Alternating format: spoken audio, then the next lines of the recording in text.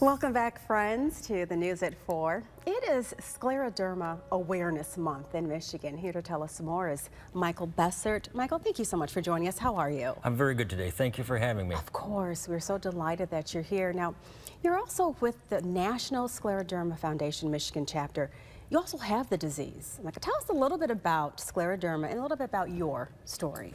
Scleroderma is an autoimmune disease. It's in the rheumatic diseases, and scleroderma is Greek for hard skin. Hard skin. What scleroderma is our autoimmune systems attack, think we're being under attack, and they overproduce collagen. Collagen is the connective tissue that holds us all together in our skin.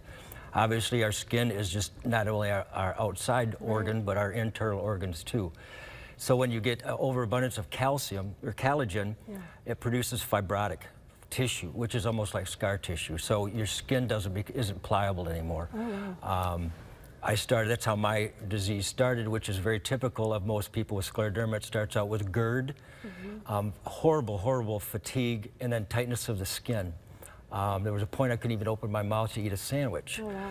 And so what that does is there's the way they find out you have scleroderma is through ANA and RNA testing. Okay. It's down to the molecular level. And so then they can treat you accordingly. There is no cure. And unfortunately with scleroderma is if your organs harden up, hearts don't pump, lungs don't expand. So. And Michael, you know, the numbers in Michigan, they're pretty alarming, and you say it's on the rise as well. Yes, it's on the rise. When I first became involved with the Scleroderma Foundation, it was about 10,000 people in Michigan, and that was back in 2014. It's estimated that we're well over 11,000 now, and the numbers are growing exponentially.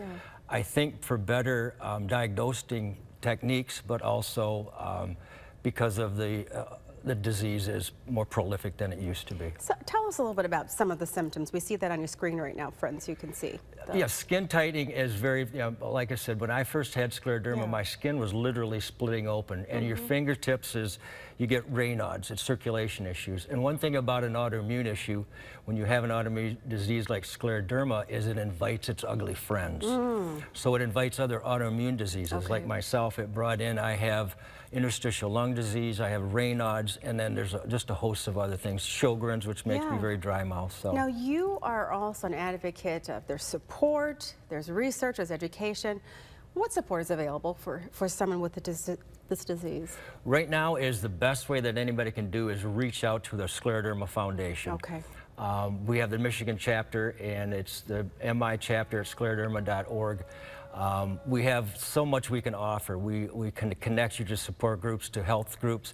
One thing about Michigan is we have one of the leading scleroderma clinics at the University of Michigan. Oh, that's awesome. Well, yes, because when I was diagnosed, when I was told I had scleroderma, I never heard of the word, let alone that we're going to send you to the Scleroderma Treatment Center at the U of M. So, and I mean, that's like the best out there when it comes to medical care. And you know what, I'm so glad that you brought this, because some people may be having some of these symptoms and may not know what it is, and they need to get checked out and get the information. Any last message you have for anyone that may be going through this?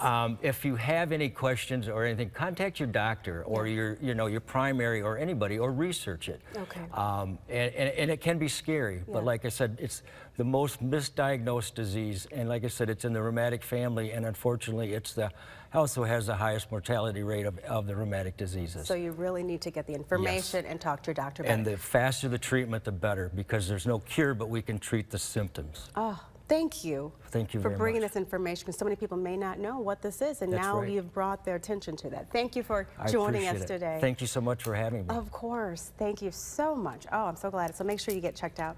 If you have any ideas on what you would like to see on our show, you can send them to us at WNEM-4 PM News at WNEM.com. Just use the subject 4 PM News Spotlight.